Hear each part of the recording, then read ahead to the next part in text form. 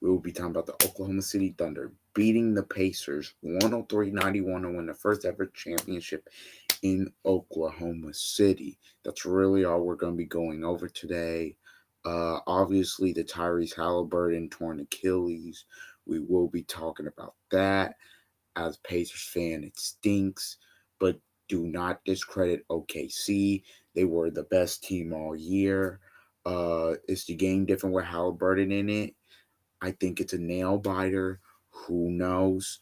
Respect to SGA and having one of the best individual seasons in in I don't know how long. Maybe 20 years, but I won't say 20, maybe 10, 15 years just off the top of my head. But yeah, let's just get into it. The Oklahoma City Thunder win 103-91. The Oklahoma City Thunder are your 2025 NBA champions. It was not even a crazy performance by OKC. It was not even a crazy performance. They played well defensively. Once Halliburton went out, obviously, its game shifted. Thought Chet Holmgren played well, and he was obviously the most efficient. Jalen Williams struggled, but then in game, then in game, then he struggled in the first half, but then in the third quarter, got going. This game came down to the third quarter. The If the Pacers would have been able to keep it close in the third, I felt like they would have had a legit chance to maybe steal a championship when Halliburton goes out. That's the main story of this game. I mean, look, SGA was great. It was good, not great. Look, he was 8 of 27, 2 of 12 from three. He had 29 points and 12 assists. Good. Their defense was good. Obviously, Case and Wallace off the bench, he played well with 10 points. Caruso played well with 10 points. Again, for OKC on the offensive end, it wasn't even that crazy of a performance. When Tyrese Halliburton went out of the game, you felt the air come out of the Pacers, and essentially that was the game. That was it right there. Look, the Pacers battled. I give them a whole lot of credit. They fought. They did not quit. Mathurin, he had 24 points. It was great. The mistake Rick made was Siakam being out. If I was Rick, I would play Siakam almost the entirety of the second half. If I'm being honest. Halliburton, in 7 minutes, he had 9 points. He was smoking from three, just takes that step, pushes off, and you saw it pop, and you knew it automatically what it was. Shout out to TJ McConnell. He was a warrior as well in 28 minutes. Obi Toppin didn't give the Pacers anything. Obviously, Miles Turner's were bad in this series. When I go into the off season talks, we'll talk about should the Pacers pay him or not. That will be a big discussion. Look, next year the East is wide open, and the East is going to be terrible. I'm just letting y'all know. East is going to be terrible. It's literally going to be a battle between the Knicks, the Cavs, the Magic, and the Pistons. Donovan Mitchell's going to be like said, y'all going to write us off, but we'll be back. Yeah, you will indeed be back because you have as good of a shot at as ever as long as y'all stay healthy to go to the finals. Because Halliburton's done. Tatum's done. Milwaukee, look, I don't know what Giannis is going to do, but even if he stays, they're cooked. Atlanta isn't that good. Chicago isn't that good. Miami didn't get KD, so they're essentially cooked. The Pacers will be a playoff team probably just based off the fact that there's really nobody else. But let's be real. They're Hallie's probably not playing all of next season, so they're not going to do anything. So that's kind of the outlook for them. It's kind of like a gap year. Same thing with the Celtics. They both may be playoff teams, but they won't do anything. It just sucks. From Thunder, great job. There's a lot of talk about, is this a start of a dynasty? We will see. They obviously are gonna run it back next year. Now, will they win 68 games again? That's gonna be a tough feat to accomplish. Um, to win 68, I think they may win less games, truthfully, because maybe I don't know. Because when you win the championship, sometimes in the regular season you get bored. Um, I feel like that's what will happen in terms of teams that are going to be in terms of teams that are going to be able to challenge them. Probably Denver. Houston has now entered that conversation as well. Uh, I'll see what Minnesota does. Again, the off season. Look, I know we got an early start on it, obviously, but now before Game 7, the KD trade, but now the off season's in full swing. The draft's on Wednesday, even though it's a 2-day event. It's on the draft's on Wednesday, so there's that. I'll be covering that. Obviously, Dallas Mavericks. It's gonna look like they're gonna pick Cooper Flag. That's what it looks like for them. Next season is gonna be coming quick because look, this is June. I mean, think about it. We're basically at the end of June. You got July, you got August, you got September, and then we're back in about early to middle October. So we got basically what, 3.5 months until the NBA's back on our screens again. The Thunder need to enjoy this. They have a young team. Um, it, the one thing I would say is Shea be better with the playmaking.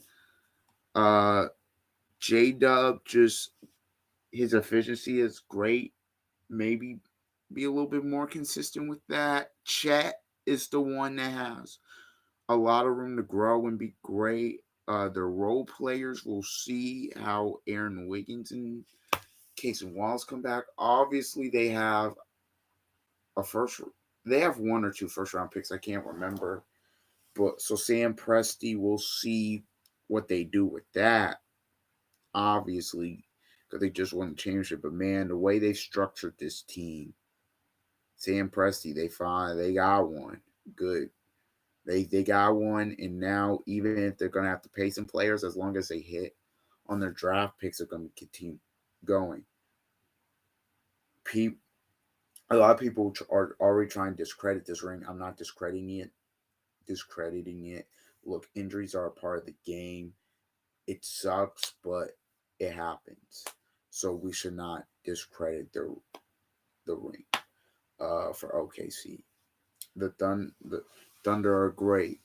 Uh, there's really not a lot to say about them in terms. I mean, they look suffocating defense, all time great defense. Could have they do need to improve their half court offense, I believe. They need to improve that as well. But their defense, great. Look, you pick up. Obviously, you improve. Um, uh, obviously the players that you had last year improved, but the Giddy for Caruso move, and then we're just gonna go and obviously get Hardenstein in free agency, and then the development of Wiggins and Wallace, and obviously Shea Gilgeous-Alexander being more dominant, Jalen Williams stepping in when a lot of people thought when Chet got drafted, he would be that second guy. He would be that All NBA guy. He would be that All Star. Jalen Williams exceeding the expectations. Um, the only thing about this game, they did look a little tight until about that third. The pressure was off them, so started making some shots. Congratulations to the Thunder, man. They had a heck of a season. Heck of a season. They they they played fantastic. The Pacers, that's a tough way to lose. That's a tough way to lose. Uh, Look, you if you're a Pacers fan, do not let them hold their heads down. They beat obviously one of the best players in the league in Giannis in the first round. They beat a 64 win team in Cleveland that was also on a historic path. They beat the Knicks after the Knicks' first conference finals of 25 years. The Knicks beat the defending champs. And then you take a historic team to game seven. The Pacers playoff run. I mean, look, it was magical. It'll never be forgotten. Uh, Obviously, it sucks that they couldn't finish it off with a championship.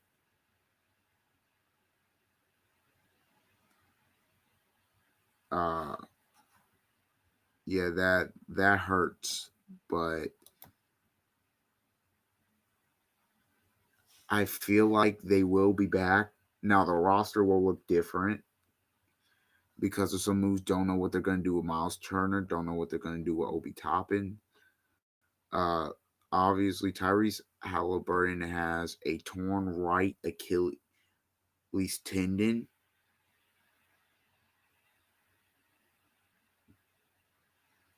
The Pacers obviously are not going to have him next season. I don't know who the point guard's going to be because I don't think they're going to want it to be TJ starting. Or maybe they'll start Nimhard at point. I don't know what they're going to do in terms of that, obviously. In terms of the Thunder, they're just going to run it back. But it'll be interesting to see what Kevin Pritchard tries to cook with this all season in terms of the trade and free agent market. I have a feeling though they're gonna try and run it back because, well, they're gonna be like, look, if we had Halliburton, we we were one we were one game away from a championship, and or not even a game. Probably what? How many minutes? So he got hurt with like what 4 minutes left. So probably what 40 minutes away from a championship, and your best player goes down. It's hard. The engine, that's hard. So I don't know how Kevin Pritchard will attack this all season. It'll be interesting to see. Also from Sam Presti, they're winning the after just winning the championship, and they can add more depth as well for next season. The Thunder, both, I think, if I'm gonna be honest, I feel like the Pacers have a lot of flexibility to recover from this. The Thunder are in great shape. Whether if the Thunder won or lost, I felt like they were going to be in great shape in terms of the flex. Like both teams have flexibility with their picks and all that other stuff. So I really do feel like both teams for the future will be good. Is this a start of a dynasty for the Thunder? It could be. They're gonna be really good, man, and really tough to stop. Like J Dub's only 23. I think Chet is what 22. Shea is 26. Like they have a very young team there in OKC. And I mean, even if I'm looking at the Pacers, Hallie, it's just they has Achilles right now, but he's 25. Um, when he comes back, he may be I'll say what maybe 27 or might be 26 still. I don't know. Siakam, he's 30. He still has high level basketball left. Nimhard, I think might be 23. Matherin's 23. Obi, I think is like 25, 26. They've again, I know the roster will look different, but they are still the core group is still young outside of Siakam, but Siakam's in his prime right now. So look, the window, I don't think it's shut. It depends on the moves they make, but I do believe that in terms of teams that are that can overcome the Achilles out of the three teams, Bucks, Celtics, and Pacers, I think the Pacers are very well positioned to do that. Celtics, they're just so far into the tax. It's insane. They were going to have to break that team up regardless. Even if they wanted to, they were going to have to break it up. So, yeah, that's crazy. And then Milwaukee, they just don't. Milwaukee just does not. Obviously, Doc Rivers is their coach. That's, I guess, a minus, but they just don't have uh really the bench players. They don't have the bench. They don't have the bench. They just don't have the depth. They don't have a lot of flexibility. It just is what it is. So I think the Pacers are really well set up. Obviously, look, the Thunder win the 2025 NBA championship. Now we're in the dog days of the off season. My NFL the predictions will be coming soon. That will be a video. Heck, I may film it tomorrow, but that will be coming soon. All right, the Thunder in the 2024-2025 season as the champions. They were the best from start to finish. Draft is on Wednesday. Summer League is at some point, but I really won't talk about that. Yeah. Hopefully, we're getting closer to football season. It's gonna be tough. I'm just gonna try find things to upload for you guys and see. Maybe I'll do some reactions to older games. I don't know. Anyway, guys, take care. Thanks for all the love and support from just the start of when I started this back a year ago to where I am now. I know the progress isn't insane, but it still is progress. Little progress is better than nothing. I'm going to try to continue to be consistent with me being in college and all this other stuff. And we're going to rock out. All right. See you guys.